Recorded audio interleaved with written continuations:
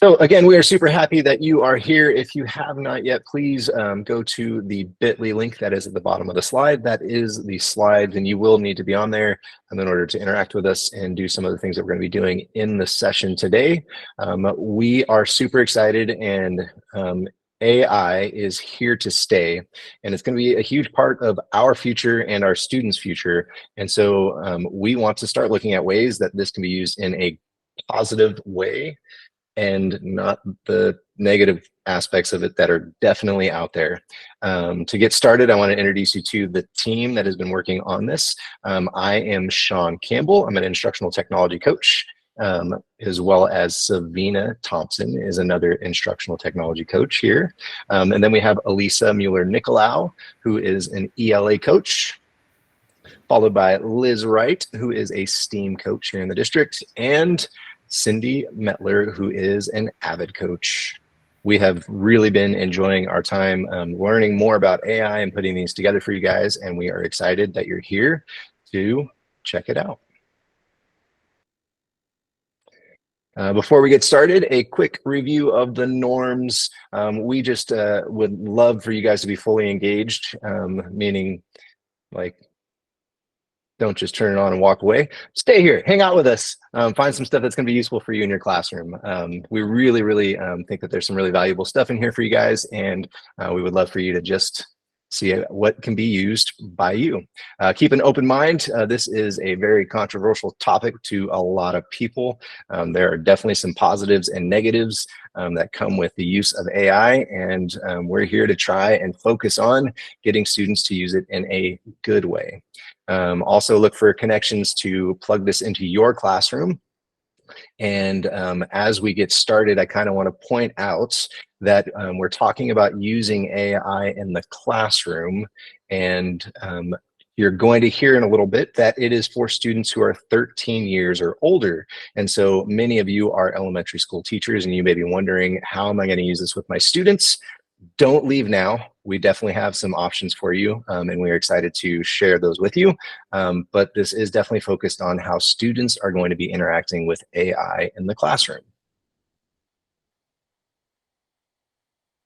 And if you have been to our other sessions, you may have already seen this video, but we love it so much that we're going to show it to you again, because it's just a good example of what AI use can look like in the classroom. However, there were some essays that I'm very happy with. There was a really great essay from Clyde on the 1840s labor unions and their effect on the Industrial Revolution.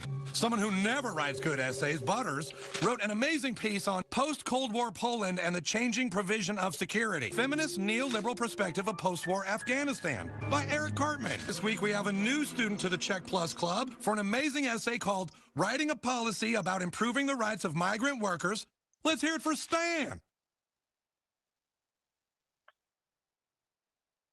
So the hope is that our students will be turning in work that they understand first and foremost, and hopefully work that they have done the work on, and they've used generative AI, which is what we're going to be using today in positive ways.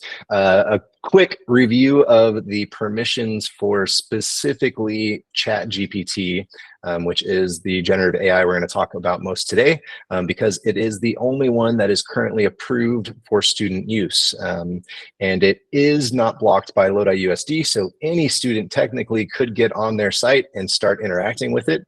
And so that is up to you to make sure that your students are not doing that.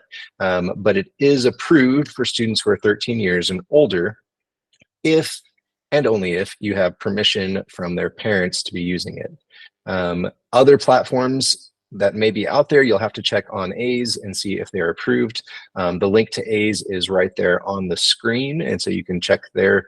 And not only for generative AI, but any digital platforms that you want to use, you definitely want to make sure you're checking A's before you start doing that.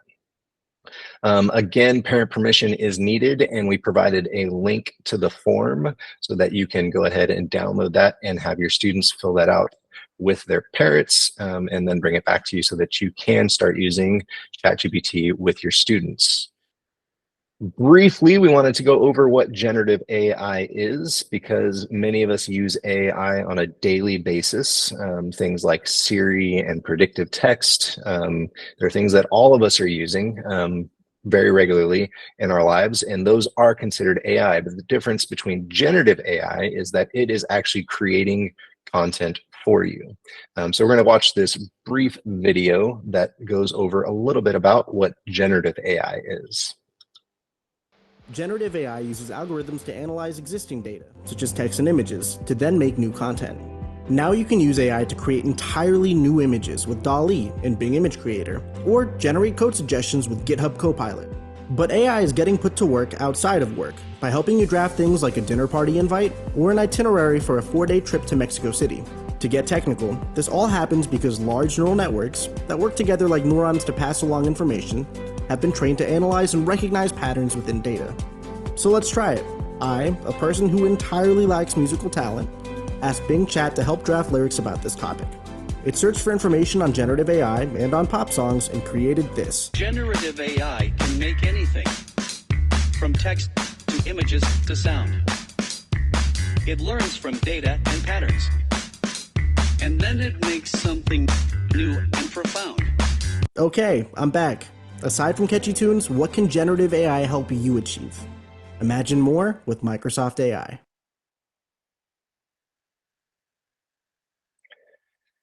As you can see, generative AI can do a lot of really cool and crazy things, which makes it really amazing and a little bit scary in terms of helping students. A couple of cautions before you start using AI, generative AI, is please do not ever put sensitive information into the chat bot systems because it can get out there potentially, and you just don't want to do that. So just don't put any sensitive information in there, and also do not let it have access to anything, documents or anything in your drive that also could have that same type of information.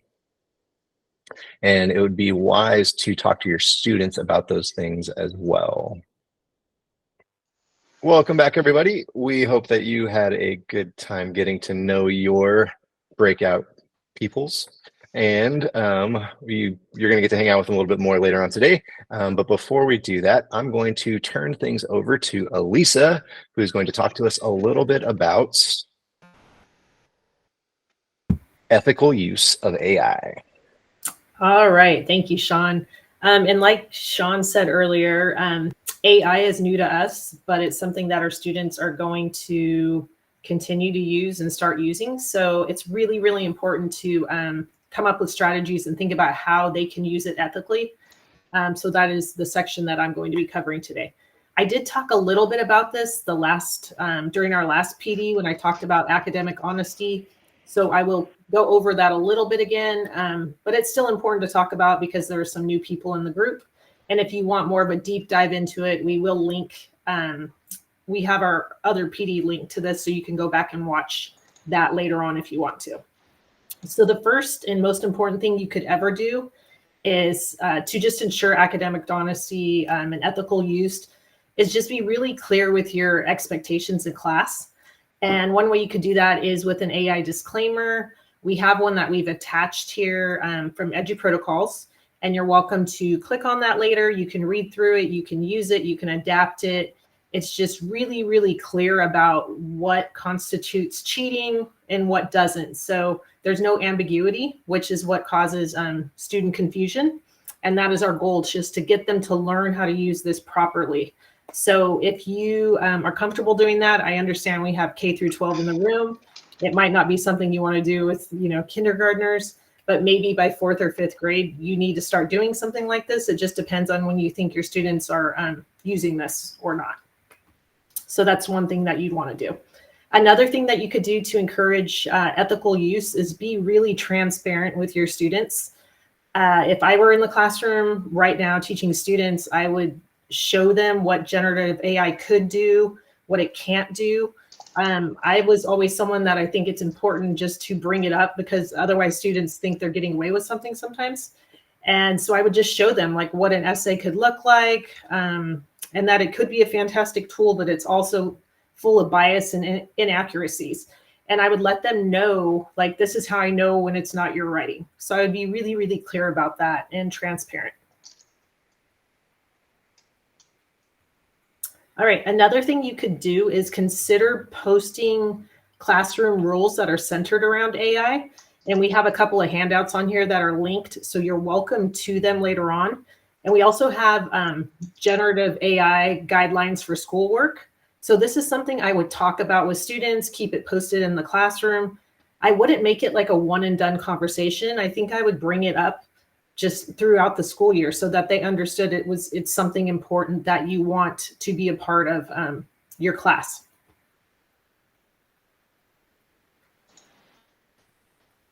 And then another thing that would be really important is teaching students how to cite generative AI.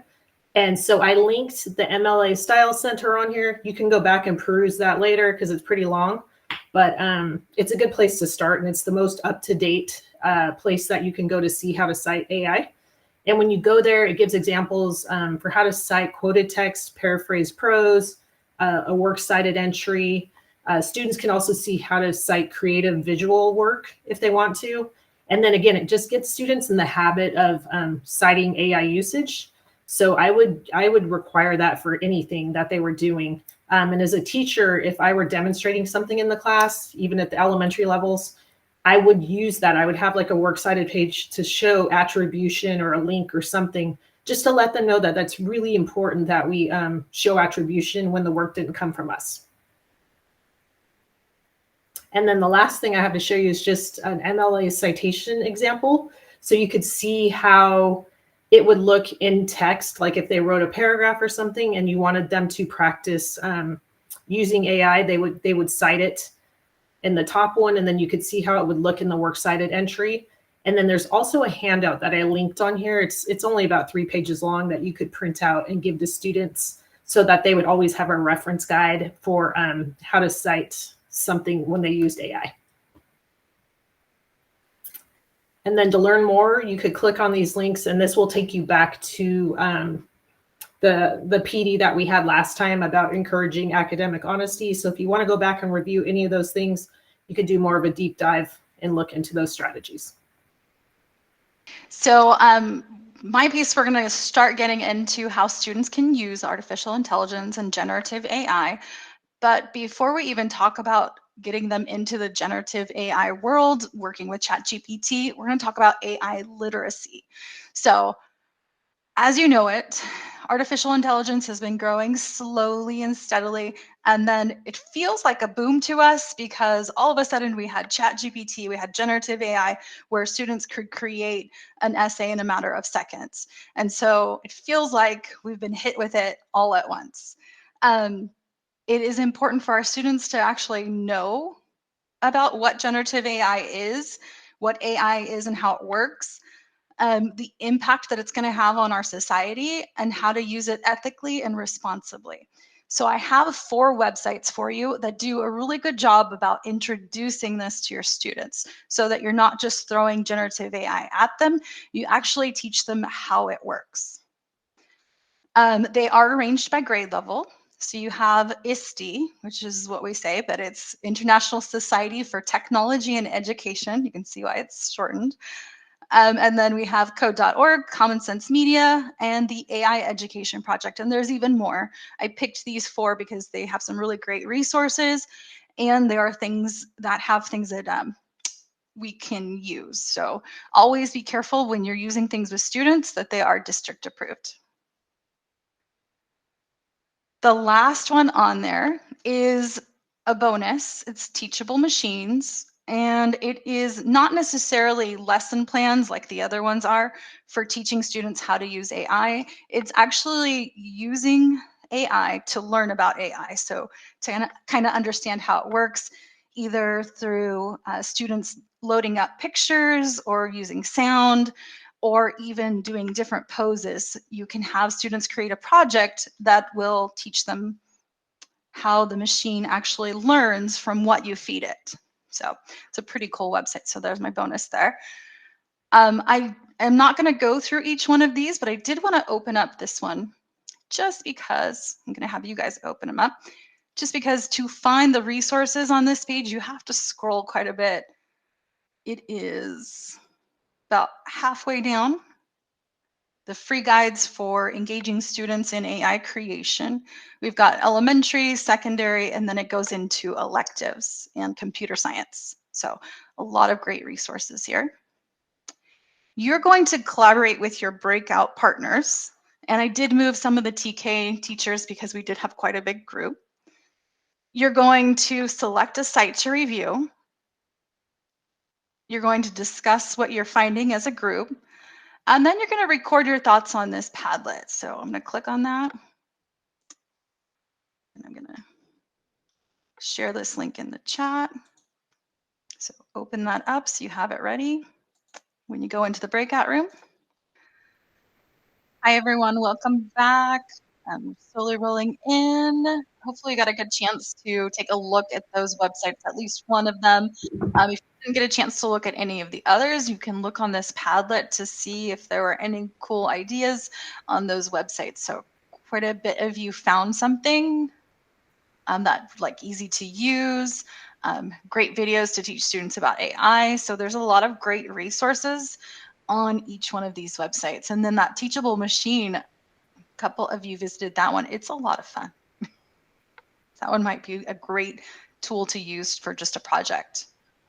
Next, we're going to go into using the generative AI. So not just what artificial intelligence is, but how can we use things like generative AI, like ChatGPT, to help students create things.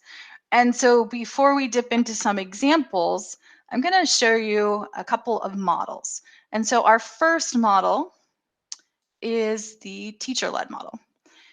With the teacher-led model, really only the teacher needs the account, and then the teacher can either act with an entire group or just do a teacher-led station in a station rotation. So a whole group, teacher's just going to be in front of the Promethean board, feed it the initial prompt into ChatGPT, and then it, like for example, let's say your class wants to do a STEM project.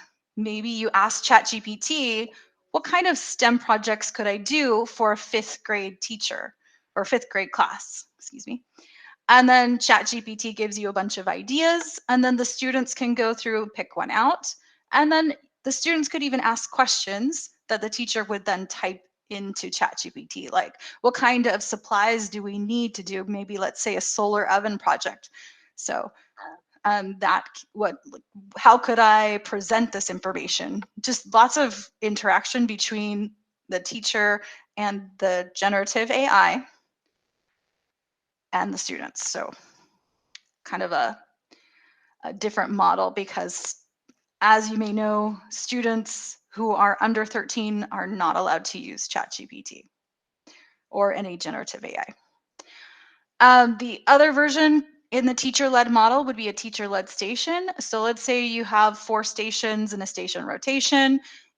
3 of those stations are something that students can do on their own, whether that is individual or as a small group. And then that 4th station is sitting with the teacher and interacting with the generative AI. Now, the benefits of that is you're probably going to hear more from individual students, so you can differentiate a little bit more, and your students can be more comfortable in that smaller group setting than they are in a whole class setting. Student-led is completely different in that the teacher's not involved other than assigning it. Remember that students have to be 13 or older and have to have a parent permission slip. So this is what Sean talked about in the very beginning. Now, the 2 ways in which you can run student-led is you could have students all work on their own, so individual. Now, individual means that all your students have permission, so they've got a signed permission slip. You could also try to kind of get around that if you can't get all students to get the signed permission slip. You could do groups. So you have, let's say, 8 students who have accounts, and then everyone else works with that student to do whatever it is that they want to do together. And so some good examples of a student-led project would be like a math tutor. Students could work through a math problem together, and then ChatGPT could tell them how to work out the problem without ever showing them the answer. They could build a project together like a virtual historic museum. So that would be a really fun idea. You could have students ask ChatGPT to give them trivia questions, and so they could test themselves on something. So lots of fun. And I see lots of ideas coming in the chat. I love this. So great job, guys, testing this out. So our next piece, I'm going to give you some more ideas. So I see lots of them coming through. Keep them coming. But here are some generalized ideas that you can do. So we've kind of broken this up into creative assistant and a tutor. So they kind of meld together. They overlap. For creative assistant, we thought, what if that assistant helped you to kind of help you understand something that's already written, either by simplifying the reading level, summarizing, or maybe even just bullet points. It can help brainstorm ideas, either for a writing project or actual project like science fair project, historical museum project, something like that. It could help students in the writing process, not by writing the entire assignment or essay that they're going to do, but instead creating an outline. And so as it outlines it for either an essay or a presentation, then students can put what it outlines in their own words. It could help students who need to practice for a presentation. It could write the speech for them. The student goes over the speech, and here you're just letting them use it so that they practice the skill of speech, or excuse me, of giving a speech rather than writing the speech. It's also great as a translator, dictionary, thesaurus. It can help students write a formal email. So you can teach them some skills on how to send you an email rather than just typing some incomplete stuff, because that's what they do. And then interact with a famous person or a character. I saw interact with Mickey Mouse in there, which is a really fun idea. It could be a historical figure that they're interacting with. It could be a famous scientist. So lots of great ideas for the creative assistant. With a tutor, it can create trivia questions. You can have a student debate an AI, so that way they can look through their argument and see if there's any holes in their argument. And then finally, it can help you with creating something that'll help them remember or memorize some tough topics. So like creating mnemonics, an analogy, or even creating a story to help them memorize what they need to do.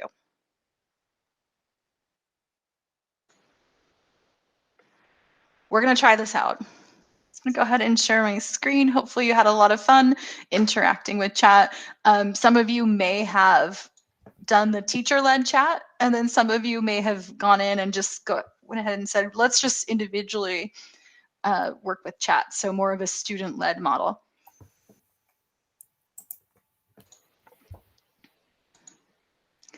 All right, so ChatGPT, when you give that to students, you have to train them how to use it. And so we have two methods for getting them to use it properly. One is teaching them prompt generation. So having students have a formula in order to develop their prompts. So the basic formula for a student could be the role. So act as a famous character or act as Harry Potter, something like that. A task, tell me about, and then a format. If format's the one that's a little iffy, if you want it in a specific format, like show it as a bullet pointed list or show it as a step-by-step tutorial. That one isn't always necessary, but it can be a big part of prompt writing. I went ahead and created something where I just compiled a bunch of ideas from different websites, a document that you can use with your students for teaching them how to write prompts. So it tells you the basic structure of a prompt, what a prompt is, and then they could take from here the role, the task, and the format, and they just insert everything else that they need. And then a couple of hints of making it even better by changing the tone and then maybe being specific with a context. And then there's a couple of prompts here that are helpful for writing and helpful to have chat work as a tutor. So that is here for you. You can share that with your students. The other method is to give them the prompt. So just like we gave you the prompt, you can have them do that as well. You can either put it in a Google Doc, or you can, let's say, put it into Google Classroom and students just copy and paste. So exactly as you did it. Sean has spent a really long time building some amazing prompts for students. It's under this link that says AI Shortcuts for Students. It is organized. There's general use, so any subject area could use any one of these. You just need to tailor it to what you have or what you teach. We have electives. So this goes into coding and debugging a code, foreign language, PE. Then it moves on to ELA. So we've got quite a bit of ideas here for how to use that in your ELA class. Humanities, math, and science. I know we probably didn't hit all the subject areas, but if you're not included, please pull from the general. Okay. Couple things worth mentioning. You're going to want to try this out several times. So try the prompt out, see how it works, because it doesn't work the same every single time. So as you try it out, you'll notice some things like, oh, I need to tell them some things to like, maybe what's an example of something that someone can impersonate? It could be a famous character, it could be a historical person or a famous scientist, something like that. But work with the prompt, see where it's missing, see where it's not consistent. Another thing, remember that it is prone to bias and it can hallucinate. And then you can take any one of these prompts and customize it for yourself. So if you have a particular unit that you're working on, just go ahead and make it about that unit. And then students can copy and paste that. So we have prompt writing for students and AI shortcuts for kids. And go ahead and see how we're doing. I'm going to give you a few minutes. All right, so hopefully you found some really good prompts. If you have any ideas or one that you want to use immediately, maybe as whole groups, since you might need some time to get your students to sign that permission slip or get that permission slip signed, just kind of type it in the chat. What are some cool things that you found? And Liz is going to take over from here. Thanks, Savina. All right, so as you can imagine, the current influx of the AI across all areas is bringing up some concerns in our classrooms. And many of you have probably already heard this from us over the last few weeks if you've been in any types of meetings that we've been in. But a team of us got together and looked closer at the academic honesty policy, the board policy that the district has. And what we actually found is the academic honesty policy in and of itself dated back to 1998. So even pre-Google. What we have done with quite a few people is rewritten the academic honesty policy, and in it have put a section about the use of generative AI. So as you can see on the screen, there are 5 key points that we're highlighting about using generative AI in the classroom, in coursework. And what we would like to ask of you is to look closer at the policy and fill out the feedback form, because what's most important is that it is accessible and understandable to us as teachers, to our students. And before it goes to the board, we want as many stakeholders' eyes on it as possible. So I'm going to give you guys a few minutes to go ahead, and you can click on the draft link. Right. Then the second link on that screen is for the actual feedback form. And if you go to the feedback form, the policy has been broken apart into 4 sections. So the first part doesn't talk at all about AI, and that's very intentional.